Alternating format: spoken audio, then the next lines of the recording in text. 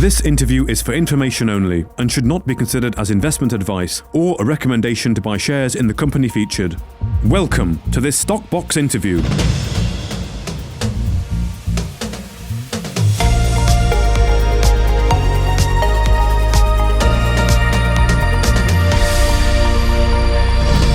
Joining us today is Alex Walker, the CEO of East Star Resources. Thank you very much for your time. Alex, how are you? Very well, thank you, Mark. And thanks again for having me today. It's always good to be talking to you, Alex. We've got a couple of things to catch up on. The first thing is that award of the second copper porphyry license, and that's under that BHB Explore program, where you're going to be conducting some regional target generation, confirmatory geological mapping, and broadly spaced soil samples combined with TerraSpec analysis. So things moving ahead here quite clearly on the BHB Explore. And this, is it fair to say this is early stage exploration with some of the activities you'll be doing, hopefully, that will lead into something more significant?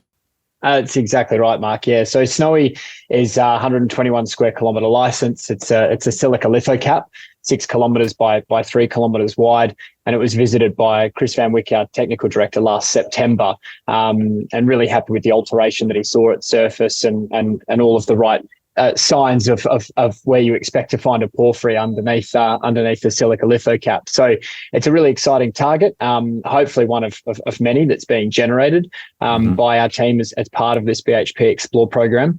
And we're really excited to get on the ground and start conducting work on here.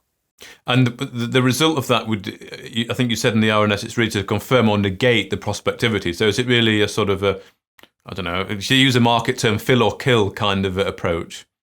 Yes, something like that, Mark. It's, one of it is information gathering for the larger belt as well. We're doing, a lot of first principles analysis, right back to tectonic plate remodeling and reviewing hyperspectral imagery and so on for the greater belt to assist in our targeting. But one of the other things that assists is getting boots on the ground on specific licenses that themselves might be highly prospective, but also helps build our understanding of the entire system and where other areas to target might be. So it's a little bit like that in terms of the sampling that we'll be doing specifically for Snowy. But regardless of the results of that, it's really going to help our information on the belt, on the Balkash belt. And that $500,000 from the BHP Explore, that would more than enough cover this sort of field season's work, if you like? Yeah, absolutely. We had to put in on the application quite a detailed budget for BHP, and we're reviewing it every month and submitting that information to BHP as well. So It's more than covered by the grant money, as well as all of the desktop work and the additional staffing that we've put together. So we're really excited by this field season. The team's growing and it's starting to look really, really good. Good. And how, just thinking ahead on the BHP, how could that relationship continue? Would they look to perhaps give more funds available, or was it the first right of refusal that they had, wasn't it, if there was good prospectivity? Yeah, that's right. I mean, without going into the serious detail of the terms, in essence, it's a right of first refusal over the BHP area of interest. The course of the program is due to finish at the end of June. So at that time, we fly back to Toronto, Chris and I, and we present our findings to the BHP team. We're obviously in constant contact with them anyway, so they're pretty up to date. But at that time, we present our findings, and whether or not we progress to a next level discussion is up to BHP and up to us.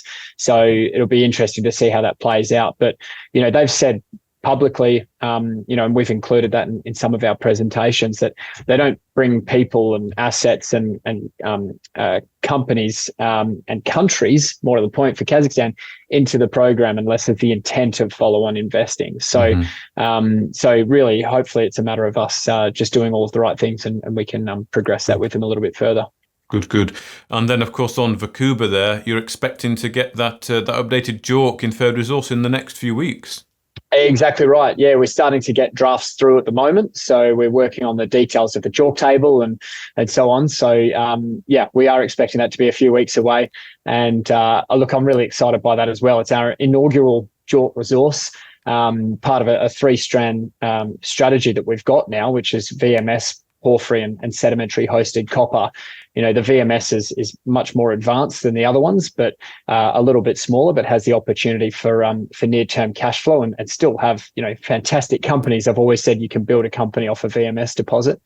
So that strand's, progressing at great speed. And then we've got our tier one prospectivity and the porphyry and the sedimentary hosted copper. So it's a series of call options that we're really putting together as a portfolio. But in particular, the value of the call option in the Verkhuba deposit is growing in value for all the bits of data that we collect, and so that's tremendously exciting, especially at a time when copper is started its bull market, and it's the second half, or even next quarter and the second half of this year is going to be absolutely fantastic for copper. Right. Okay. So that's what you're picking up from experts on the ground.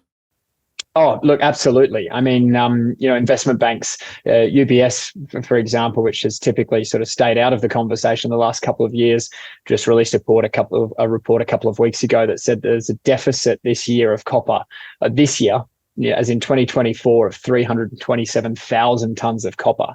So it was only 3 or 4 months ago that the market generally thought that the deficit wouldn't occur until 2027, and now it's occurring this year. You've got Chinese smelters that are already announcing potential shutdowns because they can't get copper concentrate. So the market is tightening drastically, and this is a fantastic time to be looking for copper, world-class deposits with the biggest mining companies in the world, but also progressing an asset with, that you can potentially get into production very, very quickly, as in the next couple of years. The infrastructure's there. So if copper does hit that $10,000, $11,000, $12,000 mark that a lot of people are calling for, that's just absolute leverage to an asset like Verkhuba, which has a very, very small potential capex to get into production and very, very quickly to get there. So it's a really, really exciting time. Indeed. Well, thank you for giving us that insight on the copper price there. As a final thought then, sounds like you're going to have a very active and hopefully quite exciting field season that's, of course, coming up, potentially active on the three projects there. Yeah, exactly. And we're building the team accordingly. We've got Chris that obviously we've announced has come on board and will be hopefully another couple of people will be starting in the near future, which we'll update the market on.